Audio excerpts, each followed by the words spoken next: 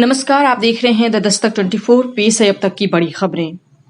पूर्व पश्चिम के उद्योगों को दक्षिण भारत से जोड़ने को 4000 किलोमीटर के ढुलाई गलियारे बनाएगा रेलवे। इससे देश के पूर्वी और पश्चिम हिस्सों को दक्षिण भारत के साथ उड़ीसा और आंध्र प्रदेश के प्रमुख बंदरगाहों के जरिए जोड़ा जाएगा। Dedicated freight corridor corporation of India limited जल्द ही इन गलियारों के सर्वे का काम शुरू करेगी। वो इस प्रक्रिया को 1 साल में पूरा करेगी। यूपी में नहीं थम रहा कोरोना का कहर, दिल्ली से भी ज्यादा हुए मामले। कोरोना मामलों में यूपी दिल्ली से आगे निकलकर 5वें स्थान पर आ चुका है। वहीं देश में अब तक 50,000 कोरोना से हुई मौतें। पिछले 11 दिन में करीब 10,000 लोगों की गई जान। उत्तर प्रदेश के शहरों में अब मनमाने तरीके से आबादी के बीच नहीं लगेंगे मोबाइल टावर। टीमें रखेंगी नजर। घनी आबादी के बीच व मानक के विपरीत स्थलों पर इसे लगाने की अनुमति नहीं दी जाएगी। इसके लिए संयुक्त रूप से स्थलीय सर्वे होगा। इतना ही नहीं, प्रत्येक निकाय में इसके लिए नोडल अधिकारी को नामित किए जाएंगे, जो अन्य संबंधित विभागों से समन्वय स्थापित करेंगे। लद्दाख पर चीन का अड़ियल रुख बरकरार। भारत करेगा नई रणनीति पर मंथन। बता दें कि चीनी सैनिक फिंगर एरिया में 3 महीने से ज्यादा समय से मौजूद है और बंकर निर्माण करने के साथ अपनी स्थिति भी मजबूत कर रहे हैं। इससे साफ लग रहा है कि चीन अपनी हरकतों पर काबू नहीं कर रहा है। नहीं रहे प्रसिद्ध शास्त्रीय गायक पंडित जसराज। निधन पर पीएम मोदी ने जताया शोक। पंडित जसराज का 90 साल की उम्र में हुआ निधन।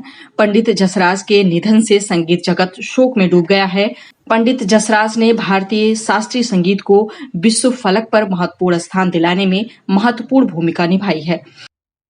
ज्योतिरादित्य सिंधिया बोले, कांग्रेस खुद नहीं जानती उनके नेताओं ने क्या किया क्या नहीं। आपको बता दें कि कुछ महीने पहले ही कांग्रेस छोड़ बीजेपी में शामिल हुए सिंधिया अब बीजेपी के द्वारा भारतीय संसद पहुंचे हैं। डॉल्फिन के लिए सरकार शुरू करेगी प्रोजेक्ट। पर्यावरण मंत्रालय की ये परियोजना वैज्ञानिक संरक्षण के तरीके के माध्यम से नदी प्रदूषण को कम करने और अस्थायी मत्स्य पालन पर फोकस होगी। इससे नदी पर आश्रित आबादी को लाभ मिलेगा। बता दें कि गंगा नदी के मीठे पानी में पाई जाने वाली डॉल्फिन समुद्री डॉल्फिन की ही एक प्रजाति है। ये मुख्य रूप से भारत, नेपाल और बांग्लादेश में गंगा, ब्रह्मपुत्र नदियों और उनकी सहायक नदियों में पाई जाती हैं। कर्नाटक में साइकिल पर ले गए कोरोना मृतक का शव। येदियुरप्पा सरकार पर उठे सवाल। कर्नाटक से पहले भी ऐसी खबर आ चुकी है, जबकि राज्य सरकारें अक्सर कहती हैं कि एम्बुलेंस की कोई कमी नहीं है, लेकिन ताजा मामला ये बेलगावी जिले से सामने आया।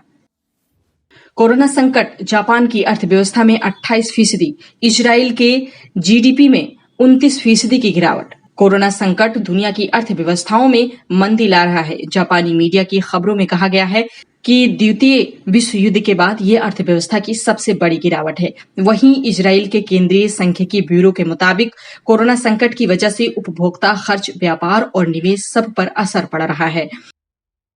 अब रिसर्च में वैज्ञानिकों ने टिड्डियों के झुंड बनने वाले रसायन का लगाया पता। बच सकेगी फसलें। दुनिया के कई देश टिड्डी दल के हमलों से परेशान हैं। इस वजह से वो उनसे बचने के लिए बर्तन बजाने तक के तमाम जुगाड़ अपनाते हैं, लेकिन फिर भी किसानों को टिड्डी दल से फसल को बचाने के लिए अचूक इलाज नहीं मिल पाया है। आज की 10 बड़ी खबरों में इतना ही। अन्य खबरों के लिए बने रहें द दस्तक 24 के साथ। हमारे साथ जुड़े रहने के लिए हमारे YouTube चैनल को सब्सक्राइब करें, साथ ही बेल आइकन को दबाएं।